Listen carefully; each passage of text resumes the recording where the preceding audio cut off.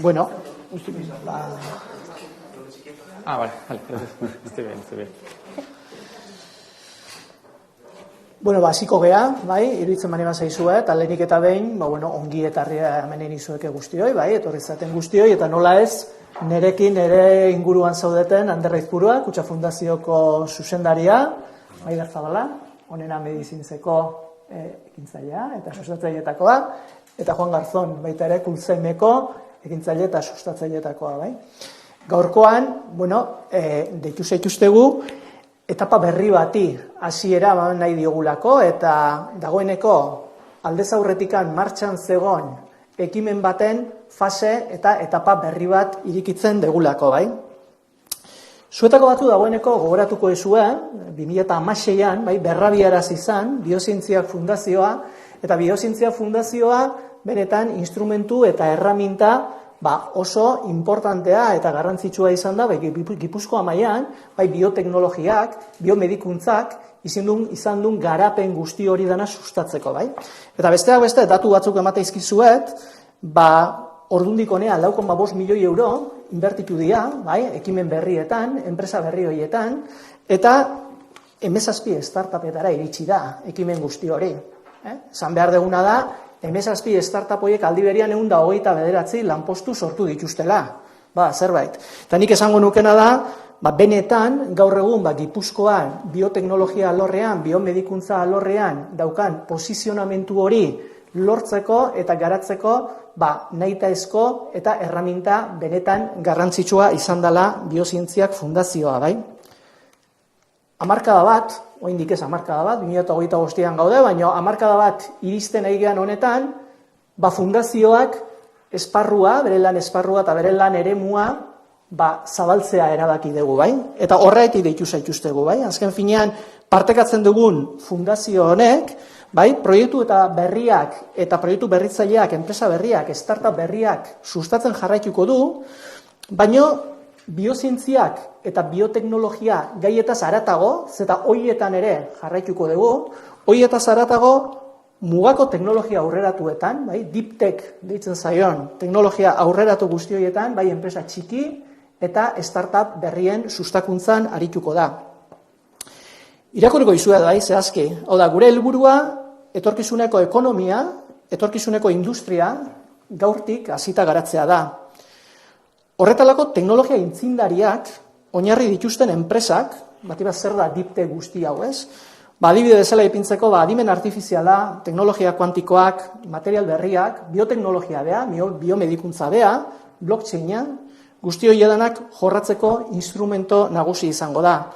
Eta honekin, sinisten dugu, belaunaldi desberdinen lanpostuak eta etorkizuneko ongizatea eta enpresa berriak sortzen lagunduko digula. Eta izana aldatzearekin, hitzjokoa eginez, izena ere aldatzen dugu, bai?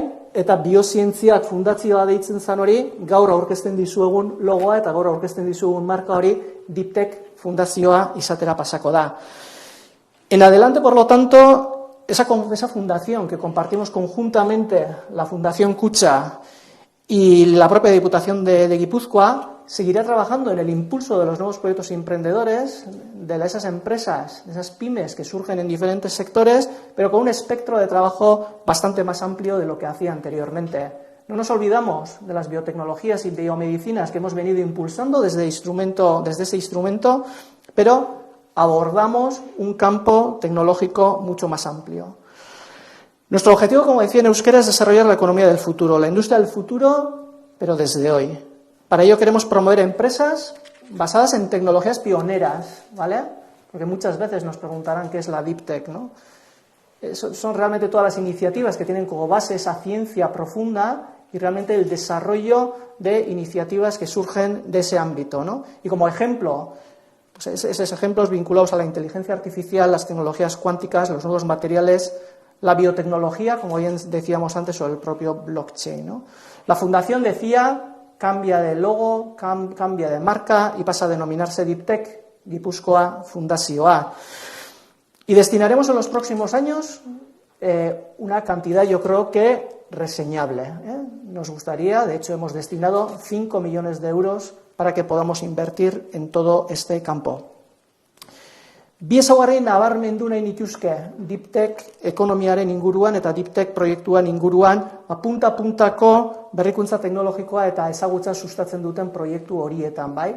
Azken finean, alde batetikan esan behar da, merkatu berri eta emergenteen aurrean daudela, behaien madurazio epeak luzeak izaten dira, eta diru funts behar importanteak aurkitzen dituzte baita ere. Horregatik da, instrumento hau hain garrantzitsua eta hau hain importantea etorkizuneko ekonomiak gure lurralde horietan lerrokatzeko, bai? Eta nola ez DeepTech eremuan ere. Amaitzeko, eta Ander Aizpururi hitza eman aurretikan, elkarlana aipatuko nuke, eskerronak aipatu nahiko nituzke, nola ez, lehenik eta behin Kutxa Fundazioari, orain arte egin dugun ibilbide honetan bidelagun izan ditugulako eta aurrerantzean ere bidelagun izan eta gaina sakontzeko aukera eta borondatea erakutsi digutelako. Nik usten dut Kutxa Fundazioak Gipuzkoaren eta Gipuzkoarren ongizatearen alde hainbat lan eta hainbat ekimen egiten ditula eta hau adibide nabaria da, beraz eskerrik asko. Baita ere, eskerrik asko gaur laguntzen nauten eta ekimen honen bitartez lagundu zaien ekimen desberdinei, gero entzungo ditugu eta behien esperientzia kontatuko digute. Ez dut aztu nahi, Bi Gipuzkoako lantaldea hemen dao, ekipo operatiboa da eta gestio operatiboan laguntzen digu, beraz eskerrik asko, Bi Gipuzkoari ere, egiten duen lan guzti horreatikan. Eta esandakoa nire aldetik, industriako etorkizuneko industria sektoreak ernetzen, berritzen, guzti hori dana reforzatzen, indartzen eta benetan aktibidade sektore berri horietan indarra eukitzeko apustua egiten jarraituko degula, hori bai dalako Gipuzkoaren ongizatearen eta bizi dugun bizikalidadearen oinarri. Hau esan da, Ander Aizpurui ematen diotitza, eta beak xehetasun gehiago emango dizkigu baita ere, fundazioaren eta ekimenen inguruan. Ander? Eskerrik asko Unai, egunon, Maider, Nai, Juan eta guztioi. Egia esan, Unaiek aipatu dez, 2016an berrabiarazi genuela fundazioa, eta hor oinarrian zegona zen elkarlana, ez? Baina elkarlan horren abia puntua izan zen diagnosi partekatu bat. Egin genuen diagnosi bat, elkarrekin, ikusi genuen Gipuzkoan non zegon, eta ikusi genuen biozientzien eremuan zegoela oinarri sendo bat finkatuta ordurako, ez? Eta oinarri sendo hortatik abiatuta egin genuen apostu hori. Nik esan genuke apostua oso neurtua zela, hortze daudelako unibertsitateak, hortze den ikerkuntza zentroak, hortze den, nahiek ondo aipatu den bezala Bi Gipuzkoa eta beste hainbat eragile, urte asko zeramatzatenak biozientzien eremuan berein ekarpen egiten, berein apostuak egiten, eta hainbat ekintzailei bultzada ematen, ez? Eta ikusi genuen hori osatu beharra zegoela, ez? Eta osatu beharra zegoela horrelako iniziatiba bat martxan jarrita, ez? Eta elkarlanean erabaki genuen hori aurrera eramatea. Eta nik uste dut gaur eserita hemen egotea elkarrekin dela bere garaian egindako apostuaren emaitza eta islada oso nabarmena, ez? Eta ez soilik Gipuzkoako Foru Aldundia eta Kutxa Fundazioaren, ordezkari bezala gu hemen egotea, baizik eta Maider eta Juan ekintzaileek hemen egotea, ez? Hori da guri indarra ematen diguna, pentsatzeko etorkizuneari begira, ze gehiago egin genezaken eta ze ekarpen handiago egin genezaken Gipuzkoari begira, ez? Azken finean, guk egiten duguna saiatzen gerana da tresnak eta bideak jartzen, besteek, ez? Bultzatu ditzaten proiektuak eta egunerokotasunean horiek aurrera eman ditzaten. Eta egia esan, ikuste dituguna zifra batzuk, horrek indarra ematen digu, ez? 17 enpresai, Unaiek esaten zuen bezala, laguntza eman diegu, 17 enpresa horiek 129 enplegu sortu dituzte, kalitatezkoak, pertsona oso azkarrak, kanpotik etorri direnak, hemengoak kanpora joan azkenean berriro etorri direnak, ez? Eta hainbat sufrimendu, baina baita ere ilusio, ez? Batzen dituzten 129 pertsona dira. Eta zifrak hor gelditzen dira, baina kualitatiboa aipatu nahiko nuke, ez? Hor dagoen ekosistema hori, egia esan gustua ematen du, Gipuzkoan barrena ibiltzea eta Miramongo parkean ere nola ez, aukera izaten dugun proiektu horiek guztiak ikusteko, baina ikusi genuena zen nola eragin handiagoa izan genezaken, ez? Eta eragin handiagoa izatea hortan, diputazioa martxan jarri eta beste batera partekatutako, hainbat eta hainbat teknologia eta hainbat sektore estrategiko ere badauzkagu, ez? Eta ikusi genuena zen sektore estrategiko horiei erantzun bat eman geniezaken eta erantzun irmoagoa eta sendoagoa, ez? Eta sendotasun hori gaur aurkezten dugun DeepTech Fundazioa edo Gipuzkoa Fundazioaren bidez emateko asmoa daukagu. Azken finean, orain arte biozientzien sektorera mugatu garen horretan, beste sektore batzuetara zabaltzen degulako postu hori. Beraz, nik esango nuke postu hori bi zentzutan nabarituko dela. Alde batetik, ze sektoreri erantzuna emango diogun, eta bestetik, irakurketa bat egin ondoren ere, emango ditugu mailegu horien kopuruak eta baldintzak ere eguneratu ditugulako. Orain arte, 250.000 euro arterainoko laguntzak edo maileguak ematen genituen, eta hori kopuru hori egingo dugu, 350.000 euro arteraino. Eta hori egin dugu, bai ekintzaile entzunda, bai bi Gipuzkoakin partekatuta, eta beste guztiekin ikusita, gure ekarpena hortan ere gauzatzeak, indarra emango ziela eta aukera emango ziela enpresei aurrera egiteko. Eta, azken finean, beti esaten da, zientzia, ikerkuntza teknologikoa eta berrikuntza direla edozein enpresaren garapenaren oinarri, eta herri edo lurralde baten etorkizunaren zutabe nolabait esateko. Eta hain zuzen ere, diptekekin hori lortu nahi dugu, ekarpen hori egitea, eta Gipuzkoari etorkizunean, Gipuzkoan hemendik urte batzutara hemen esertzen garenean, esertzen direnak eserita ere, azken finean, beste hainbat ekintzaile hemen gurekin egon daitezen, eta ez soli biozientzietan, kuantikan, edo hainbat eta hainbat teknologietan garapen horiek egin dituzketelako. Eta gero zifrak askotan ez dute islatzen guztia, baina nik uste baita ere hori ikusten dela, orain arte, 2016-tik ona 4,5 milioi eman ditugu mailegueran, eta postu hori indartu dugu, 5 milioi emateko aurrekontua egiten dugula aurreikuspena, datozen 3-4 urteetan. Beraz, espero duguna da, eta nahiko nukena da, lehenago eseri behar izatea, kopuru hori gehitzeko, seinale oso nahi izango litzatekelako, proiektu aurkeztu direla, prentsaurreko hasi aurretik, bi Gipuzkoako lankideekin hitz egiten genuen, hainbat eta hainbat proiektu iristen ari diren, eta ematen zuela zai zeudela, guk aurkezpen hau egiteko oso lorrokatuta daudenak fundazioaren etapa berri honetan erantzuna eman digun sektore horiei, eta hori da guretzat ilusioa sortzen diguna, motivazioa ematen diguna aurrera egiteko, eta gure apostuak sendotzeko, eta Gipuzkoari ekarpen hori egiteko. Orduan, baina, Unai eta biok nik uste hitz egin degula nahikoak, guretzat niretzat garrantzitsua baita entzutea, ekintzailei Unai, ez dakit, berek ze nola ikusten duten, eta ze ibilbide egin duten ere. Hola da, Anderrek esan duen bezala, nik usten dut interesgarriena, abian erreminta jarri degunon hitza entzutea zaratago, ekimenak abian jarri dituzuen hori entzutea da, bai? Eta era batea ero bestea, bere momentuan fundazioak eskaintzen zituen tresna horiek baliabide izan dituzuen hori eta zuen bibilbide ezagutzea. Maider Zabala, honena medizinsekoa da, aipatu dugu bioteknologia, biomedikuntza, adibide nabaria.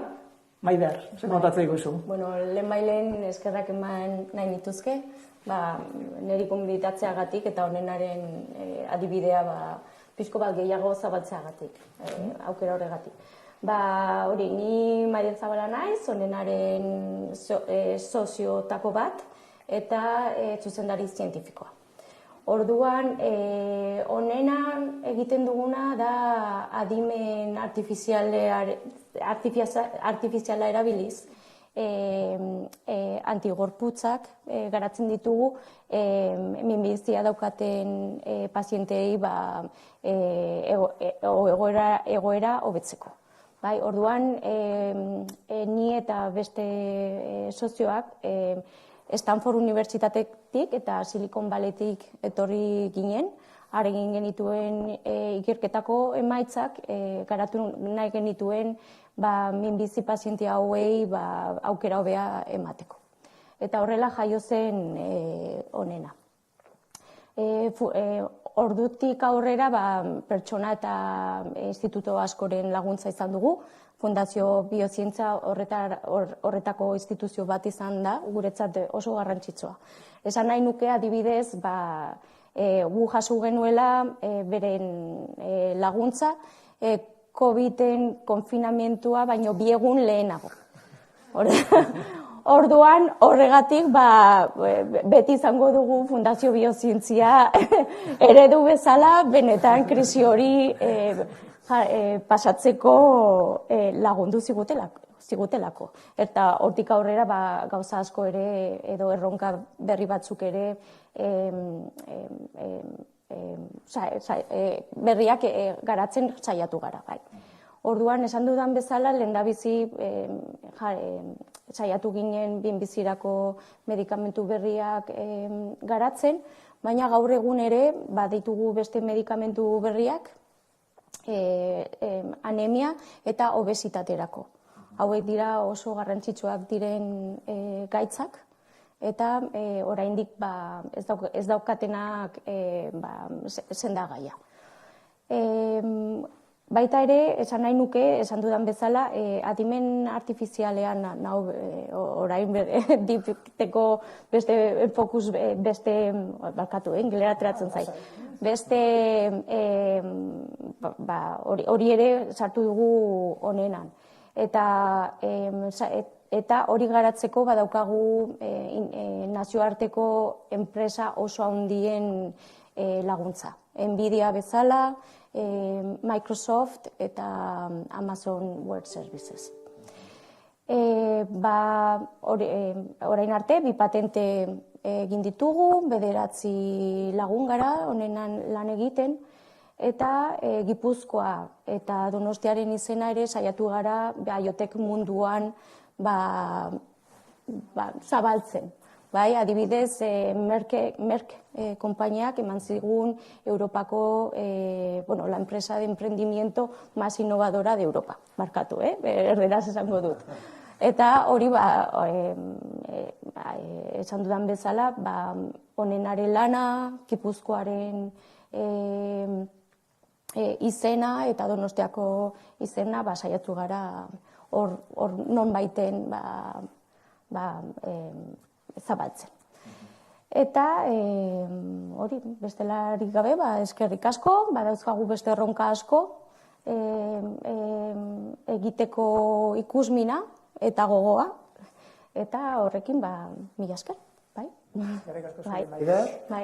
Utsi oso azpimarratzen pare bat gauza esan dituna, bai? Azken finean, pertsonak erakarri ditugu Gipuzkoara, bai? Ekimen hori hemendik zabaldu da, eta zer nolako ekimena. Nik askotan esaten dut, 2 Gipuzkoako aztegiak bisitatzen ditutenean Miramonen, txundituta atatzen naizela, zeta hor altxorra daude, altxor txikia daude, eta entzun duzu, bai?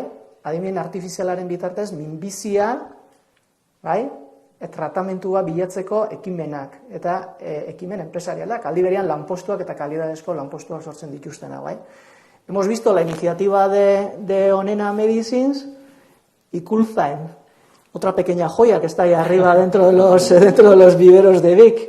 ¿Qué nos cuentas de vuestra experiencia, Juan? ¿Cómo os ha valido, qué os ha aportado, en este caso, la anterior Biociencias Fundazioa, la actual DeepTech Fundazioa? Bueno, yo soy Juan, soy el CEO y cofundador de Coolzyme. Nosotros somos una compañía que desarrolla tecnología para la biomanufactura, ¿vale? Esto que suena un poco complicado. Básicamente es utilizar microorganismos o células para producir cualquier tipo de bien sea un material, una terapia avanzada, anticuerpos monoclonales o incluso nuevos alimentos, como estamos viendo ahora en día, como carne cultivada y demás.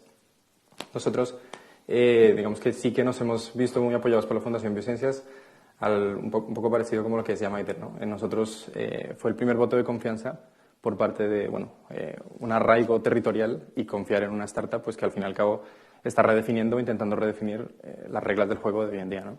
Nosotros lo que hacemos es fabricamos tanto hardware como software.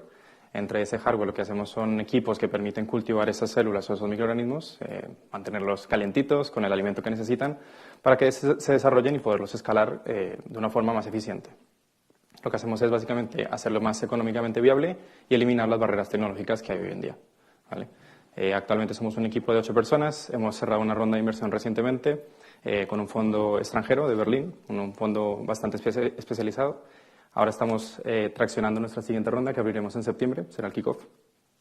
También tenemos un proyecto europeo muy importante de 45 millones de euros en donde estamos colaborando, en este caso, con el entorno farmacéutico, con empresas tipo Merck, Pfizer, AstraZeneca y centros tecnológicos muy punteros como el CPI en Reino Unido. Siguientes pasos para nosotros es seguir arraigando talento. Una de las características muy interesantes de nuestra empresa, aunque somos pequeños, el 95% del talento que tenemos es extranjero.